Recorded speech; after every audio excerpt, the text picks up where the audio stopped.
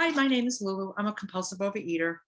And I just wanted to point something out in that was pointed out to me in the story, The Family Afterward. And it's on page 124. Um, the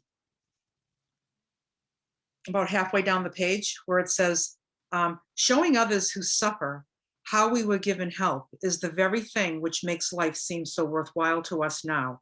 Cling to the thought that in God's hands, the dark past is the greatest possession you have, the key to life and happiness for others. With it, you can avert death and misery for them.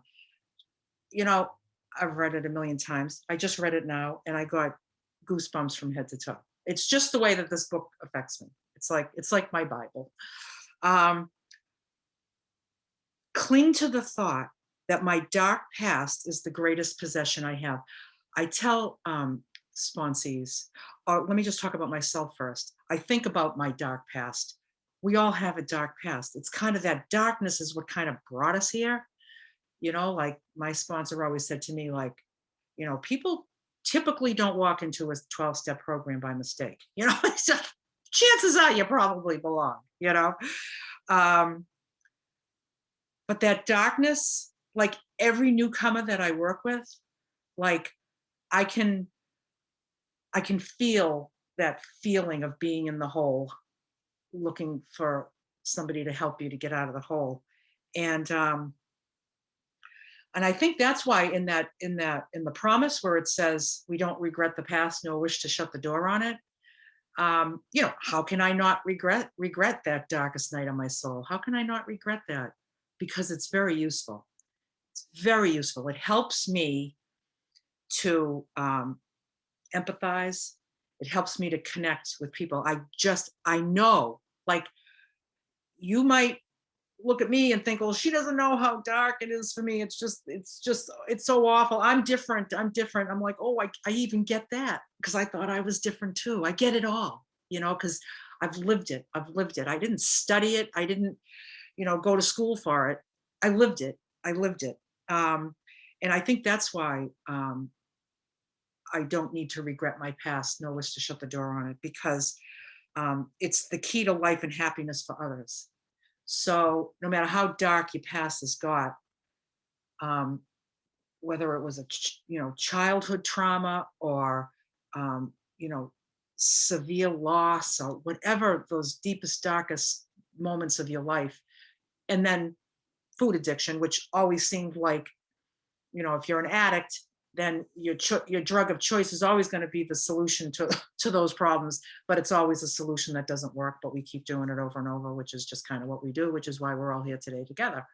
um, but all those experiences, man, like, one you're gonna come to that day where there's going to be somebody with a story just like yours, and you're going to be like, oh yeah, oh yeah, I get it. you know, I get it. And then somebody will see, wow, you experienced that horror that I did. And look at you. And it's just like that's where it's useful to others. So I love that paragraph. I love it. Um, Showing others who suffer how we were given help is the very thing which makes my life seem so worthwhile um, today. Um, and I'm not going to, every single solitary thing that I did and said and thought in my past, the way that I mismanaged my life, the way that I was powerless, but I was trying to control everything, I don't regret a minute of it. It was just all God's plan. It brought me to where I am today. Um, yeah, why God took 55 years for me to get it, I don't know. But I'm open to, I'm just um all I have is today anyway. So what's the difference, right? All I know is that today life is really bright and it stays bright. I do what I need to do to keep the light on, and it's about remembering my past and sharing it with somebody else, and it helps me to avert death and misery for myself. It just helps me with my own misery. It's just an amazing thing. Do you have anything you want to add to that, Shalece? I do. This is one of my favorite passages, and I hadn't thought about it in a really long time. So I'm really glad that you brought it up.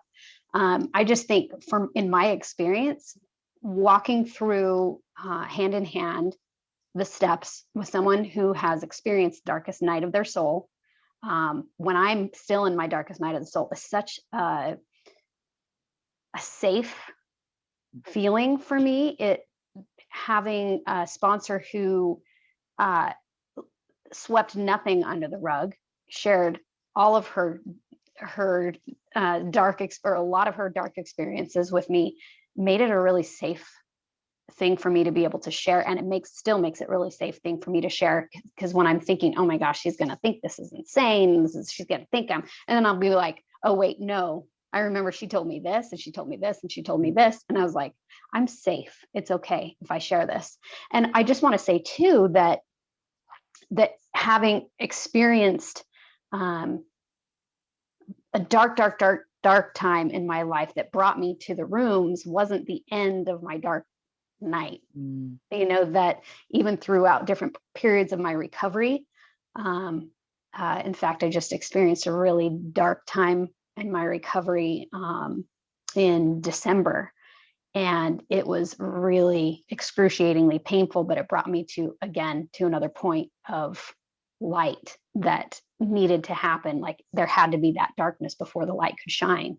And so I just say, not only in these rooms of recovery does this darkness and turn to light help me to help others, but it also helps me just out in the world to be able to see things objectively when I'm, hearing, I'm observing how other people are acting. I'm observing how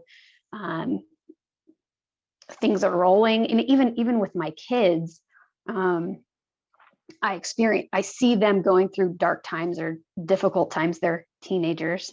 And so, they're in the stage where they're beginning to experience those types of things, but I'm able to connect with them in a way that if I, was just hadn't experienced my own darkness, that I wouldn't be able to relate to them in such a special way. So I think even not just in these rooms, but my darkness and my experience in walking into the light helps me not only in these rooms, but in all of my relationships and in all of the things that I see and experience in my life. So those are my thoughts. Is there anything else you want to add to that, Lulu? All right.